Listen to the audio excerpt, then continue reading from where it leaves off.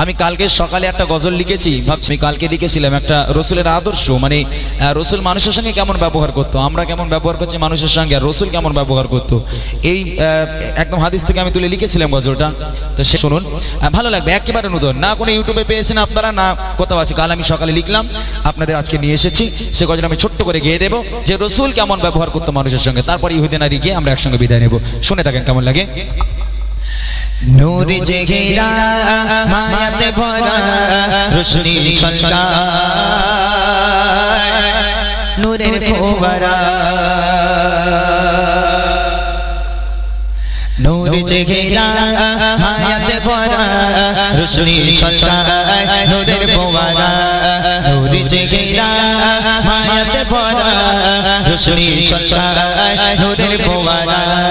দেখি তো যারা হয়ে দিশাহারা একই অপর রূপের নজারা, নূর জেগেরা মায়াতে ভরা রোশনি ছলকায় নূরের ফোয়ারা।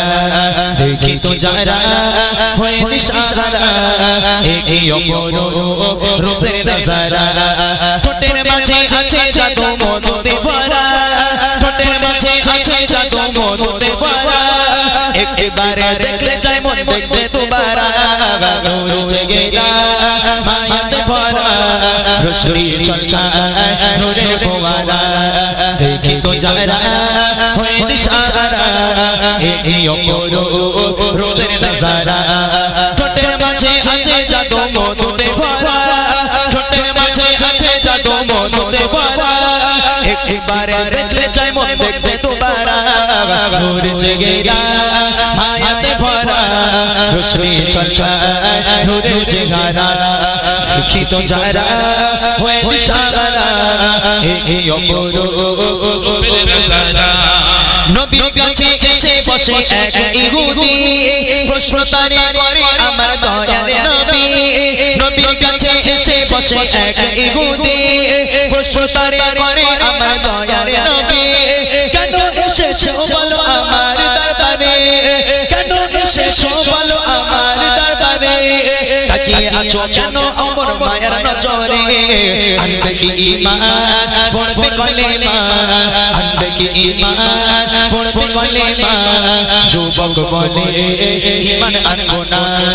আনবে কি ঈমান পড়বে কলেমা, যুবক বলে ঈমান আনবো না।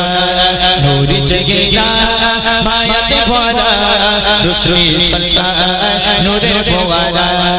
দেখি তো যারা হয়ে দিশাহারা একই অপর রূপের নজারা। একজন যুবক আমার নবীর মানে যেখানে বায়ান দেয় আমার নবী, সবার পেছনে বসে আছে। ছেলেটা কিন্তু মুসলিম নয়। আমার নবী বায়ান দিতে দিতে পেছনের দিকে লক্ষ্য করলে একটা অচেনা ছেলে। বলে যুবক তুমি কে? বলে আমি এক যুবক, এক ইহুদি যুবক। বলে কি করতে এসেছো? ঈমান আনবে নাকি, কলমা পড়বে? বলে না ইয়া রাসূলুল্লাহ, আমি লোকের মুখে শুনেছি আপনি নাকি খুব ভালো মানুষ এবং আপনার ব্যবহার নাকি খুব ভালো, তো আপনার কথা শুনতে এসেছি, পিছনে বসে বসে আপনার কথা শুনছি। আমার নবী মুচকি হাসি দিল, দিয়ে আর কোনো কথা বললো না। ওই দিনটা পার হয়ে গেল, যুবক বাড়ি চলে গেল। বাড়ি গিয়েও যুবক আর ঘুমোতে পারে না। খেতে যাচ্ছে নবীর হাসি মনে পড়ে, শুতে যাচ্ছে নবীর হাসি মনে পড়ে, যেখানে তাকাচ্ছে শুধু নবীর হাসিটাই ভেসে আসছে। তারপর যুবক কি করছে দেখেন। বলে আমার যুবক সে নবীর কাছে আছে গারাটা আমার হৃদয়ে ভাসে।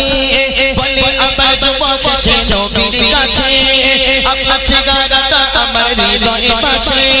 যে দেখতা তাই শুধু আপনারই ওই ছবি, যে দেখতা তাই শুধু আপনারই ওই ছবি। আপনি ছাড়া জানো মনে হয় আদার সবই। আনিব ঈমান পড়ব কলেমা, আনিব ঈমান পড়ব কলেমা, তবে আমি নামাজ পড়ব না। আনিব ঈমান পড়ব কলেমা, তবে আমি নামাজ পড়ব না। নূর জেগেরা মায়াতে ভরা রোশনি ছলকায় নূরের ফোয়ারা। দেখি তো যারা হয়ে দিশাহারা একই অপর রূপের নজারা। পরের দিন আবার এলো যুবক। রাসূল বলে, এই যুবক তুমি আজ আবার কি করতে এলে? বলে হে নবী, কালকে আপনি যে মুচকি হাসি দিলেন, আপনার আপনার এই হাসি থেকে আমি পাগল, আমি ফিদা হয়ে গেলাম। যেখানে যাই শুধু আপনার হাসি মনে পড়ে। তা আমি মোটামুটি কলমা পড়বো, আমাকে কলমা পড়িয়ে মুসলমান করে দেন। তো আল্লাহ রসুল হাতে হাত দিয়ে কলমা পড়ে মুসলমান করে দিল। তবে যুবক বলছে, ইয়া রাসূলুল্লাহ, আমার একটা শর্ত আছে। বলে কি? বলে আমি মুসলিম হয়েছি বটে, আমি কলমা পড়েছি বটে, তবে আমি কিন্তু নামাজ পড়বো না। বলে আমি আপনার হাতে হাত দিয়ে মুসলিম হয়েছি বটে, তবে আমি নামাজ পড়বো না। আল্লাহ রসুল বলছে, ঠিক আছে, তোমার নামাজ পড়ার দরকার নেই, তুমি মুসলিম হয়েছে, এটাই যথেষ্ট, যাও চলে যাও। ওই দিন যুবক চলে গেল। এইবারে দেখেন কি হচ্ছে। পুনরায় এসে আবার বলে ওই যুবক, একা একা লাগে যখন নামাজ যায় সব। পুনরায় এসে আবার বলে ওই যুবক, একা একা লাগে যখন নামাজ যায় সব। যাবো আমি পড়তে নামাজ সবার সাথে, যাবো আমি পড়তে নামাজ সবার সাথে, তবে আমার ছোট একটি শর্ত আছে, পড়িব নামাজ ওযু করব না, পড়িব নামাজ ওযু করব না, ওযু করতে ভালো লাগে না, পড়িব নামাজ ওযু করব না, ওযু করতে ভালো লাগে না, নূর জেগে গা মায়াতে ভরা, রোশনি ঝলসায় নূরের ফোয়ারা, দেখি তো যারা হয়ে দিশাহারা, এই অপরূপ রূপের নজারা। পরের দিন আবার রসুলের কাছে এলো, বলে, এ যুবক, আবার কি করতে এলে? বলি, ইয়া রাসূলুল্লাহ, সবাই যখন নামাজ পড়তে যায় আমি একা একা বসে থাকি, আমার ভালো লাগে না। সবাই নামাজ পড়তে যাচ্ছে, আমি একা বসে থাকি, আমার সে ভালো লাগে না। তা আমি মোটামুটি আজ থেকে নামাজ পড়বো। বলে আলহামদুলিল্লাহ। রসুল বলে, আলহামদুলিল্লাহ, ঠিক আছে, তুমি যাও, আজ থেকে নামাজ পড়ো। তা বলছে যুবক বলছে, ইয়া রাসূলুল্লাহ, নামাজ তো পড়বো আমি, তবে একটা শর্ত আছে। বলে, আবার কি শর্ত? বলে, নামাজ পড়বো কিন্তু ওযু করবো না। বলে, নামাজ পড়বো কিন্তু আমি ওযু করবো না। আল্লাহ রসুল মুচকি হাসি দিয়ে বললো, ঠিক আছে বাবা, তোমার ওযু করতে হবে না, তুমি নামাজটাই পড়ো। আবার চলে গেল যুবক। এইবারে দেখা রসুলের আদর্শ কাকে বলে। এবার এসে যুবক প্রিয় নবীকে বলে, গোসল ছবে না নাকি ওযু করিলে। এবার এসে যুবক প্রিয় নবীকে বলে, গোসল ছবে না নাকি ওযু করিলে। তালে ওযু না করে গোসল করিবা, তালে ওযু না করে গোসল করিবা, কেন দোষের আগুন গায়ে লাগাবো। ওই যুবক প্রথম দিন যখন মসজিদে ঢুকলো, ঢোকার আগে দেখছে হযরত আলী ওযু করছে। তো দূর থেকে লক্ষ্য করছে যে রসুলের মুখে শুনে যে ওযু করতে গেলে হাত কুনি পর্যন্ত ধুতে হয়, এই পর্যন্ত ধুতে হয়, আর হযরত আলী কাঁধ পর্যন্ত ধুচ্ছে। তো এখন ওই নূতন যে ঈমান এনেছে ওই ইহুদি যুবক আলীর কাছে গেল, আলী, আমি না হয় নতুন ঈমান এনেছি, নতুন নামাজে এসেছি, তা তুমি তো অনেক দিন এসেছো, তা তুমি কি জানো না ওযু করার সময় হাত কুনি পর্যন্ত ধুতে হয়, তুমি কাঁধ পর্যন্ত ধুচ্ছ কেন? হযরত আলী বলছে, নবীর মুখে শুনেছি ভাই, যত পর্যন্ত ওযুর পানি লাগবে তত পর্যন্ত জাহান্নামের আগুন লাগবে না।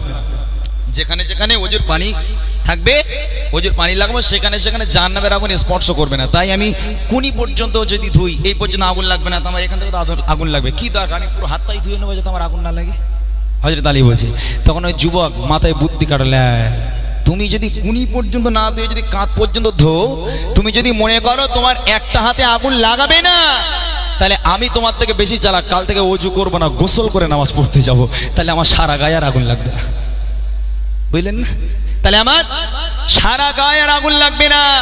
আমার নবীর আদর্শ দেখেন, এটাই বোঝাতে চেয়েছি যে প্রথম যুবক বললো ঈমান আনবো, নামাজ পড়বো না, আল্লাহ রসুল বল মেনে নিল, ঠিক আছে যাও। তারপর বললো নামাজ পড়বো, ওযু করবো না, আল্লাহ রসুল মেনে নিল। আল্লাহ রসুল কিন্তু কঠোর হয়নি, এই ওযু করতে হবে, তোমার নামাজ পড়তে হবে না, তো বেরকে পড়।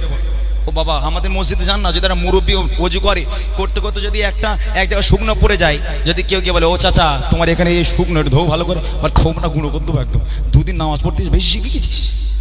হ্যাঁ, কিন্তু আমার নবীর আদর্শ কাকে বলে, হ্যাঁ তাই বলছে কবি লিখছে।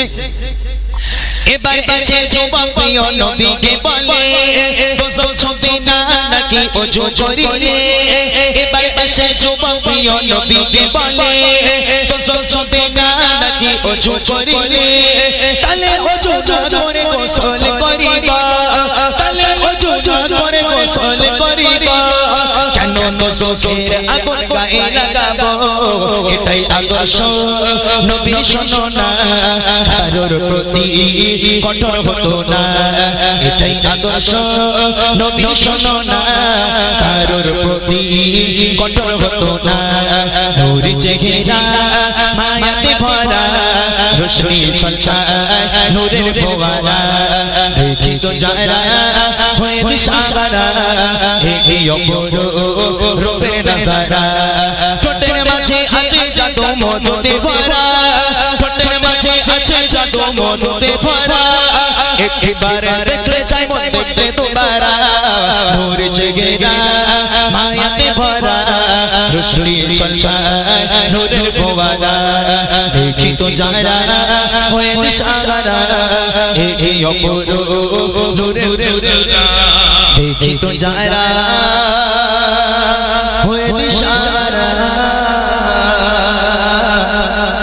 এই অপরূপ রূপের নজারা। এই গজলটা আমি একদম মানে কালকে সকালে লিখলাম, কাল একটা স্টেজে গিয়েছি আর আজকে গাইলাম এখানে। যদি ভালো লাগে কিছুদিনের মধ্যে আপনারা পেয়ে যাবেন।